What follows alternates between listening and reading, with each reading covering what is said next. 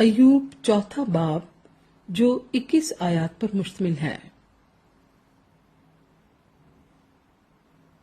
तब तिमानी एलिफिस कहने लगा, अगर कोई तुझसे बातचीत करने की कोशिश करे तो क्या तू रंजीदा होगा?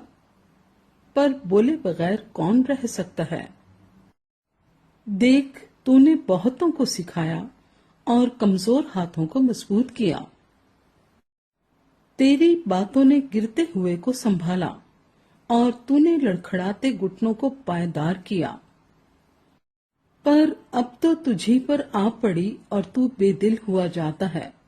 उसने तुझे छुआ और तू घबरा उठा। क्या तेरी खुदा तरसी ही तेरा भरोसा नहीं? क्या तेरी राहों की रास्ती तेरी उम्मीद नहीं? क्या तुझे याद है कि कभी कोई मासूम भी हलाक हुआ है या कहीं रास्तबाज भी काट डाले गए? मेरे देखने में तो जो गुनाह को जोतते और दुख बोते हैं वही उसको काटते हैं। वो खुदा के दम से हलाक होते और उसके गजब के झोंके से भस्म होते हैं। बब्बर की गर्ज और खूनखार बब्बर की धाड़ और बब्बर के बच्चों के दांत ये सब तोड़े जाते हैं। शिकार ना पाने से बुढ़ा बब्बर हलाक होता और शेरनी के बच्चे तितर बितर हो जाते हैं। एक बात चुपके से मेरे पास पहुंचाई गई, उसकी भिनक मेरे कान में पड़ी। रात की रवैतों के ख्यालों के दरमियान जब लोगों को गहरी नींद आती है, मुझे खौफ और कपकपी ने ऐसा पकड़ा कि मेरी सब हड्डियों को हिला डाला। तब एक रूह मेरे सामने से गुजरी और मेरे रोंगटे खड़े हो गए। वो चुपचाप खड़ी हो गई, पर मैं उसकी शक्ल पहचान ना सका। एक सूरत मेरी आंखों के सामने थी और सन्नाटा था।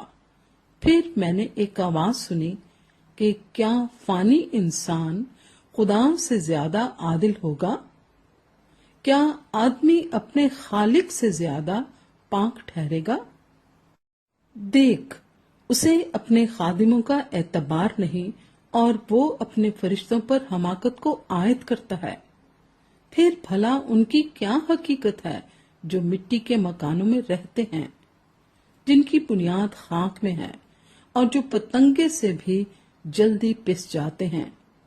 वो सुबह से शाम तक हलाक होते हैं, वो हमेशा के लिए फना हो जाते हैं और कोई उनका ख्याल भी नहीं करता। क्या उनके डेरे की डोरी उनके अंदर ही अंदर तोड़ी नहीं जाती? वो मरते हैं और ये भी बगैर दानाई के।